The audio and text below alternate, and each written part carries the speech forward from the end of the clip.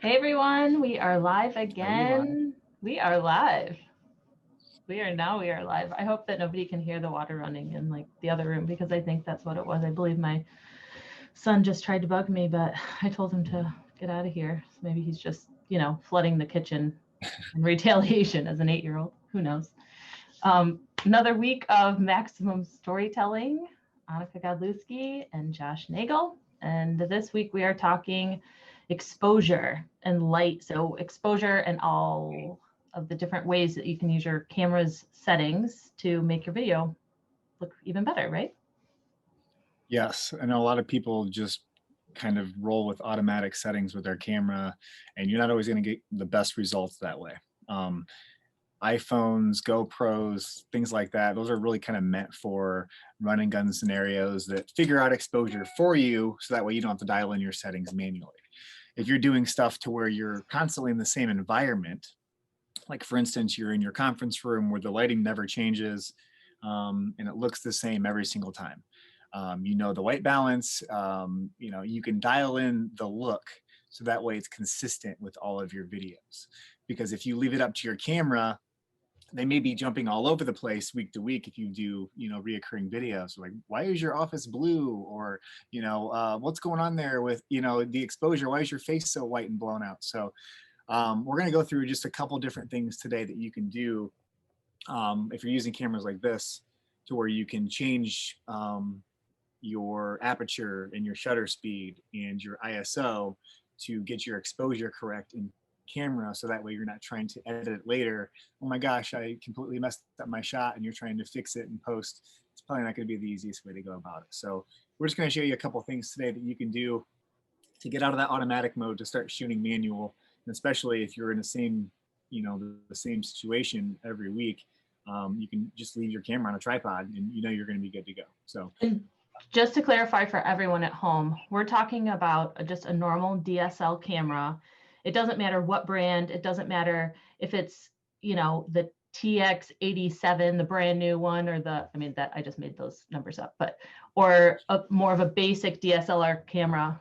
When all these terms that Josh is going to be using are standard on every single camera, every yeah, DSLR camera. yeah, like Sony and Canon and Panasonic, they all obviously have different menu systems and ways to change these settings. But a lot of them, you'll have like dials in the back that show you. Well, this one has a function, and then it brings up all the different settings. And how easy it's going to be to see these. But this brings up all the different settings that what you can do, where you can change your white balance here, and you can scroll through and change what exactly your white balance should be. My cameras are all 5600 Kelvin, so I know that if I go down to Kelvin, I can dial that in to 5600, and everything's going to look perfect because that's the color temperature that my lights are. If you're recording in your conference room and you've got just basic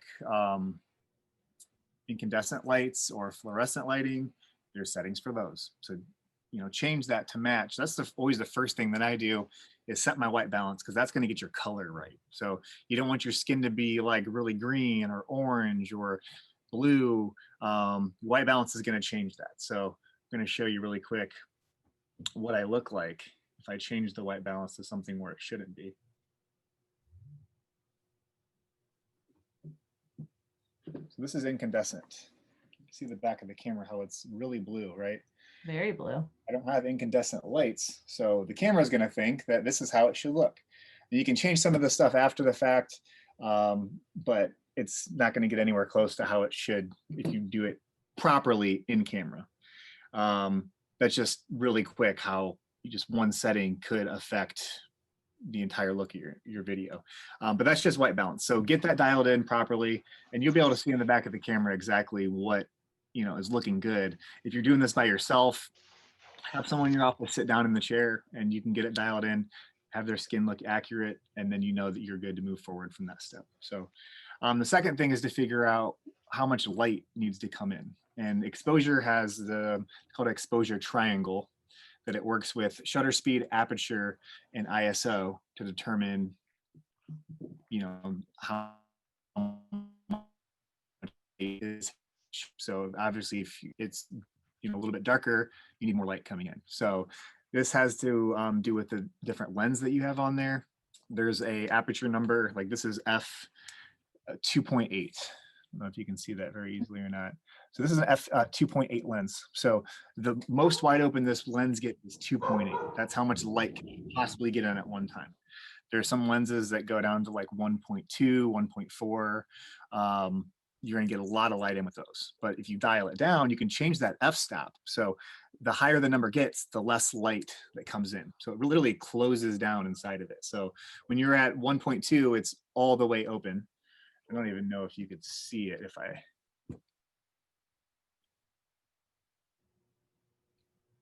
Let's see if you can see. You see the aperture changing in there or not? I don't think so. Not really. But you'll be able, if you were sitting in front of the camera, you'd be able to see it. And you can obviously hear it too on some cameras. Right. But you can literally, I mean, the image is going to get darker as you go up. But it's because the aperture is closing down. So I always shoot in the lowest aperture that it goes, because again, that also affects, you ever see like a picture or a video that's like really blurred out in the background, right? Like you can't even see the background because it's so blurry. That's because the aperture is so large. You know, that's probably a 1.2 to 1.8 aperture. 2.8 is what I have, and that will give you a blurred out background.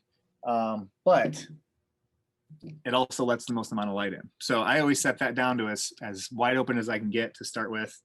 But the shutter speed is the tricky part, because a lot of people want to know how, you know, do I shoot in 24 frames a second or 30 frames per second or 60 frames per second? My camera has all these different settings. Like, what should I use? And 24 or 23.98 is what it kind of defaults to, but it's 24 frames per second is what I shoot everything in. That's standard for what you see on TV and movies and stuff. Everything's shot in 24 frames a second. When you start shooting in 30, it kind of makes this, they call it a soap opera effect, where it kind of doesn't even look real. It's kind of like too smooth, you know, like, and I wish I had an example to show you back to back of what 24 versus 30 look like. You can use both. If you're, you know, you shoot in 30, great. I would switch to 24 though, moving forward, because it starts to look a lot more natural. And what I mean by natural is, like, when I'm moving my hand right now, there's a little bit of a blur to it, right? Like you can see the blur. That's natural. Your eyes see blur, you know, and when there's no blur, it's kind of like, whoa, what's going on? It's like glitchy. And you can't put your finger on it, but it just definitely looks different. It's off. Yeah. So the rule of thumb is, if you're shooting in 24 frames per second, your shutter speed should be double of what that frame rate is. So at 24 frames per second, your shutter speed should always be at 48 frames per second, always. That's going to give you this, like, you know, really natural look. That's what your eye sees. But these cameras don't have a 48 frames per second. So when I set it to, the next best thing, you can see the orange right there. It's 1/50 is what it's going to be, the closest you can get a, you know, to 1/48. So, you know, you're not going to notice the difference of those two frames. But on the back of the camera now, when my hand moves, it's a very natural look. And I think I still have the white balance off because it looks very blue. That's easy to change, right? Because you just go to white balance and then dial that back in. Auto white balance works really well most of the time. This is what it's on now, is auto white balance. But if you're in a room where you've got like a big window, and you've also got lighting above that you're using, it's going to get confused when the camera tries to read that temperature and know, like, hey, is this a warm light or a cool light? It's kind of both. So you're probably not going to get a very consistent look. I would just recommend turning off the lights and then facing yourself towards the window so you get the light coming in, and then setting the camera to match the outdoors, which is daylight. So you set that. Which also speaks to the importance of, hey, carve out, when you're carving out the time to do the video, try to carve out the same amount of time during the day, right? So if you're used to carving out Mondays at 1:00, the next week when you go, try to shoot for 1:00, because you know that the daylight is going to be the same every day at 1:00. I mean, obviously seasons change and things, but yeah, definitely. And that's going to affect the amount of light that's coming in the window, obviously. So, you know, how bright it is. So you may not be able to leave your camera. And like I said, if you dial it in on manual and the sun's going in and out all day, using any light and you're just sitting by the window, your exposure is obviously going to change. So if you leave it up to the camera to switch it to auto ISO, once you have your aperture set, remember you want to be at the lowest possible aperture, but then also once you get your shutter speed set, which should be 1/50, then ISO is the only other part of that triangle that makes up the exposure. So when you shift that ISO up or down to get your image to look not too bright, not too dark. And cameras have this little like exposure meter on the bottom that shows plus, whatever it is. It'll say +0 or +2 or -2. That gives you kind of an overall idea of what your exposure is. So right now I'm a little bit overexposed, 0.7, I think is what it says. But that's okay. You can be overexposed because this is looking at the whole image, not just your face. So that's a pretty good rule of thumb to go by, is that exposure meter on the bottom. So literally all you have to do is just on this camera, just scroll this wheel. I'm just cranking the ISO up now. So you see how bright the screen is. I'm at 80,000 ISO right now. So, and I'm bringing it back down. You can see once we get back to 1600, I've got these little zebras. I don't know if you can see those too. There's like little zebras on the screen. Oh, like the stripes that. I don't know if it shows it.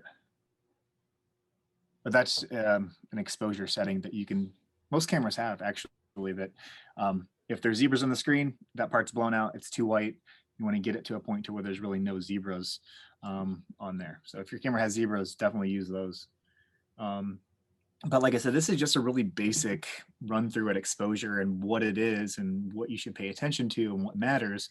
Obviously, white balance is huge, but exposing your image to the brightness level is equally as important. So, and once all this stuff's figured out, you got to make sure it's in focus. So these cameras, I mean, especially this camera is really good at autofocus.